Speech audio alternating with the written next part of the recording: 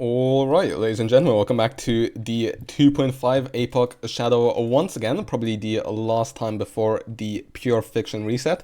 Now, today we're going to be using our E0S0 Jingliu as well as our E0S0 Blade in a double hypercarry team, which, you wouldn't expect to work too great in APOC Shadow, but we're going to try and make it work. And now we are going to be using Feixiao on the second half, but not with May because I feel like that would just be a bit too OP, so instead I'm moving Robin over to the first half alongside Luocha, and then on the second half alongside Feixiao and May, we're also gonna have our Aventurine as well as our March 7th. And then quickly for the buffs, we're gonna be picking the ice damage buff because, we won't do too much follow-up damage outside of blades occasionally, as well as, this one could be nice, but once Aventurine goes down, it won't really do much, so we are just going to go for the ice damage buff. So this will favor Jingliu a bit more than Blade, but you will just have to make deal with it.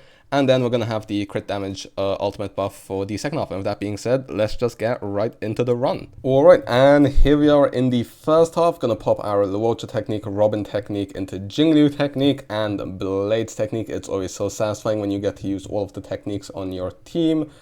And he is just going to sap some energy anyway, go into a Robin skill, and then basic on our Luocha. 12 damage to Aventurine, incredible. Okay, Luocha decides to heal himself. To be fair, it makes not much of a difference, not gonna lie. Anyway, now starting off on the first dice, we managed to already weakness breaker, which is nice. We should be able to get with this Jingliu skill, which we do. Very nice indeed. And that means that this dice should go down instantly, at least I would hope so. And then we go into an alt, and you gotta be kidding me. Oh, that's okay. We're just gonna take it down with Robin. It's fine. Yeah, that's just a bit unlucky. It's gonna die here anyway. There we go. That's broken. That's already 3 down. I think actually, maybe I should have waited to pop Robin alt there. Oh well, too bad. You live and you learn, I suppose. And now this dice should go down, and if we proc Blade's ultimate... Oh, okay. Fun. I was going to say, we lost Blade's ultimate, and we just got it back, thanks to the follow-up attack. Anyway, this should break everything on the field. Yep, and... Okay, Aventurine's nearly broken. We are not doing the greatest HP-wise, so I am just going to pop Luocha's healing field here, and he's going to heal himself. There we go.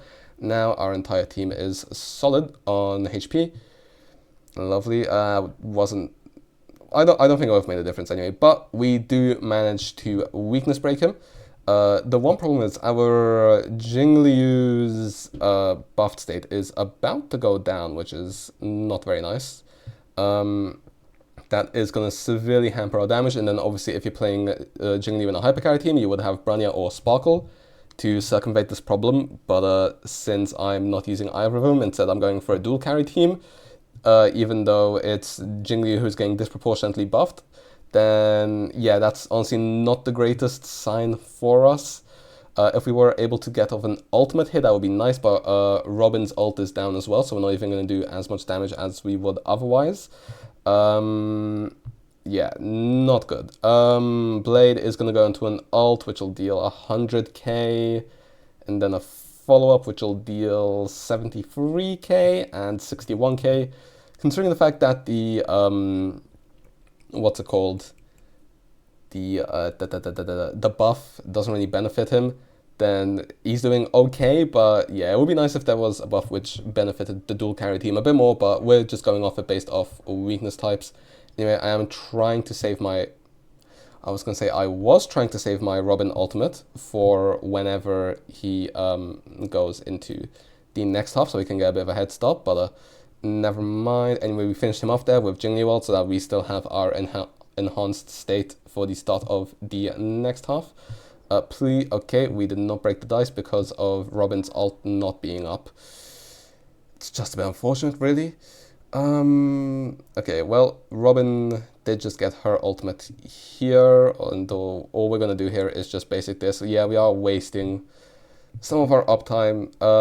This run isn't going amazingly, if I'm being completely honest. We are just going to pop our Robin ult here. This is the right time to pop it because Blade was the last person on our team who went. So, we didn't mess that up there at least. Let's see. Okay, gonna go into a skill straight into an ultimate so that I don't lose too much HP. And hoping this thing breaks, just barely. Are you kidding me? The dice, if the dice nexo was exposed, then that would still be decent. Oh, and Blade's full of procs when this thing's already broken. That's not ideal. I wish the timing on that worked slightly different, but what can we really do in that situation? Although the Jingliu skill does actually take down the dice, which is nice for us. And we are just going to go straight down the middle here. This will give us ×2, and there we go, already broken. And then we also get the +30.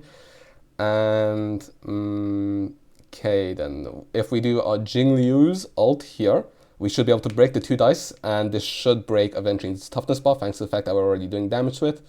And yep, there it goes, and once again, and lovely. And we still have our Robin's ultimate up, which means we will be dealing more damage, and it gives us energy as well, which is even nicer for us. Okay then, 1436 AV. I wonder if we'll definitely be able to finish this above 1300, which is the goal.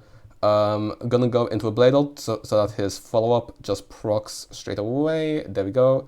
And that should break basically all the dice. There we go. And I don't know if this gives us any more buffs, but if it does, nice.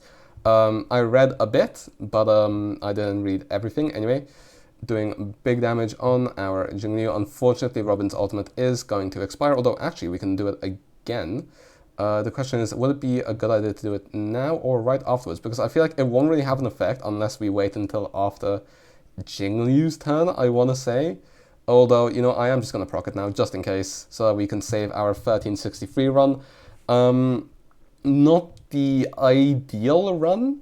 We did have a few mishaps, mostly when it comes to timing windows, and that's very important in the dual DPS team. If you're not playing Jingliu with an action advance, then you really need to get your timings right. And if you get a bit unlucky, it can really slow you down. But we still go above 1300 in an unideal clear. And yeah, both E0S0 units, which you wouldn't really expect to work in APOC Shadow as well as they do, but they still managed to clear well enough, so I will take that, and it's onto the second half. Now it's the second half. Okay, Fantilia. So this is going to call for an Aventurine technique twice. Didn't get the max one, unfortunately, but now we just have to go through our entire team's techniques, obviously finishing it off with Feixiao's. And okay, let's see, what can we do here?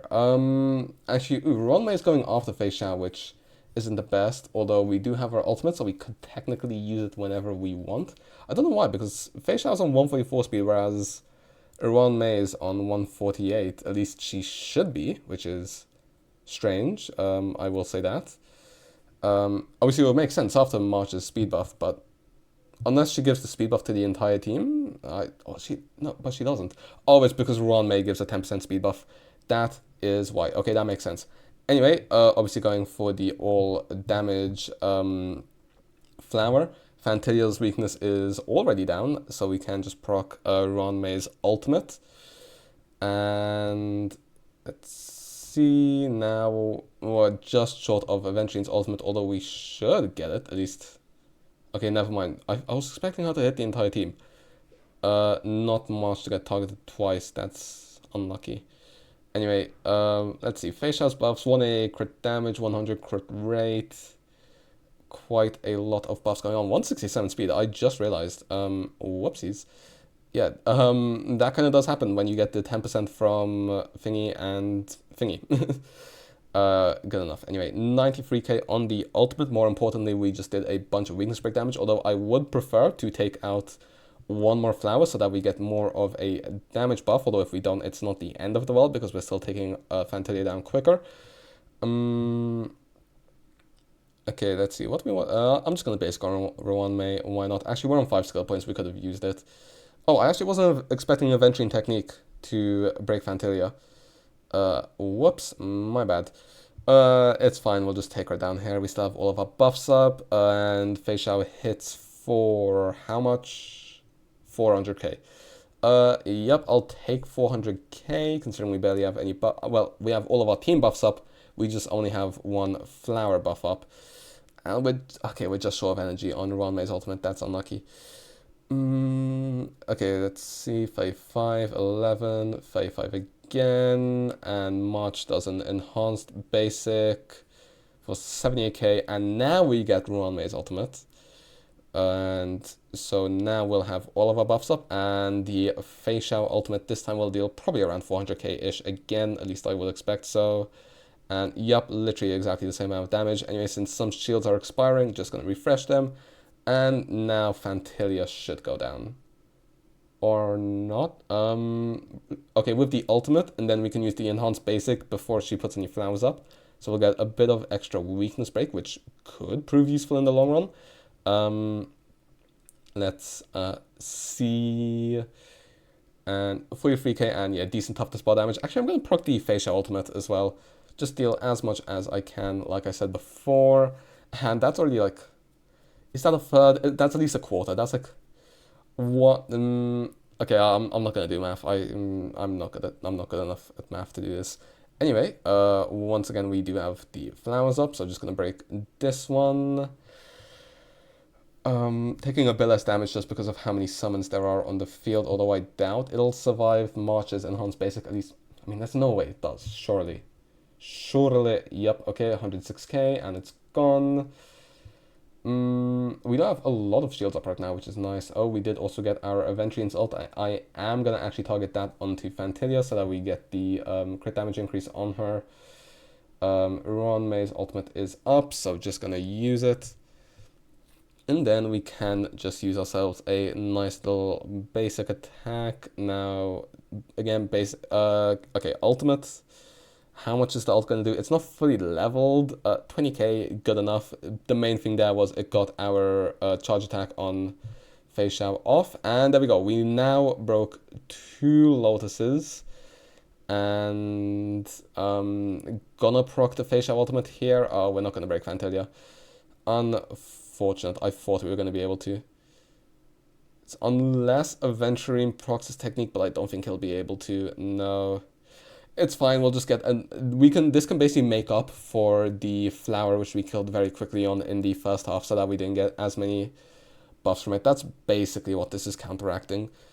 So, yeah, actually I don't think we've really made any misplays. At least not in my books, although, could be wrong. Anyway, flower should be going down anytime soon. And yeah, no, once again, no way it survives the March basic attack, and this will take down Fantilia's weakness.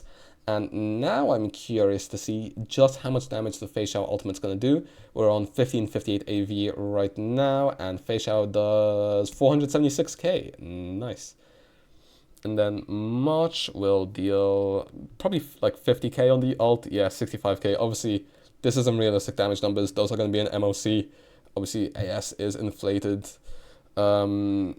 But let's see if March goes now, and then if I go into Feixiao, okay, yeah, definitely, we clear here. We clear with 1558, which, you know, for not Feixiao's best in slot team, E0S0, very much will take. We get a high score of 6,921, which is pretty decent. And on that note, it's time to move on to the character builds. Well, and as you can see, despite some errors in our dual DPS half, then they still managed to do a decent job, and then obviously Feixiao just absolutely killed it, like she normally does. No Robin even needed. Now quickly, when it comes to the character builds, starting off on our dual DPS team, Jingliu 135 speed 52 crit, obviously this goes up to 100, and then 218 crit damage. On the full of the Eon Light Cone, Traces mostly maxed out, Relics 2-piece speed and 2-piece ice, just because makes my life building her a little bit easier, especially when our Rutilant isn't amazing. I mean, if you saw our sphere, well, I hope you didn't. Then for Blade, 6.2k HP, 156 speed, 60 crit goes up to 76, 143 crit damage, S3 Secret Vow, Traces fully maxed, Relics obviously on the signature Blade set, as well as Rutilant once again, although maybe in this team, Salsota might be a bit better. Actually, I think Rutilant will still do a slightly better job. Anyway, once again, E0 as always, and then for our Robin, wherever she is, there we go, 3.85k attack, 122 speed, basically what we need. On S5, on the event Lycon, Traces mostly maxed out, Relics 2-piece attack, 2-piece speed. on Von Whack for the extra ER, and then E0, and then where's Luocha? There we go. 162 speed, 2.6k attack, bit of effect res. On this effect res Lycon, traces once again leveled up enough for him to do all the healing he needs. Incoming HP, speed, and Broken Keel for a bit more extra crit damage. And then on the second half team, Feixiao, 144 speed goes up to 157, 88 crit goes up to over 100, 118 crit damage goes up to 188. Cruising in the Stellar Sea, traces mostly maxed. Very, very, very rough relics, I will say. And then also planar ornaments, not on the best set, but on the second best set. And then we're on my 148 speed as well as 149 break effect. This becomes 169 in battle, which is 11% off her maximum damage buff, but more than makes up for it. And then relics, 2-piece break effect, and once again 2-piece break on top of Penacony, and then Eidolon's E0, and then Aventurine is on his Akron build still, but still gets to 3.9k defense. Doesn't really matter too much on the defense sets. And then when it comes to Eidolons, E0 once again, and then finally March over here. 73 crit, 156 crit damage. She is on a speed build just because I literally do not have decent attack boots. S5 sword plate traces, mostly maxed out, still a bit to work on. And then on the Musketeer set alongside Rutilant, like I said, no good speed boots, so she is on a speed build, and then she is E6. And yeah, that's it for the character builds, and hope that helps.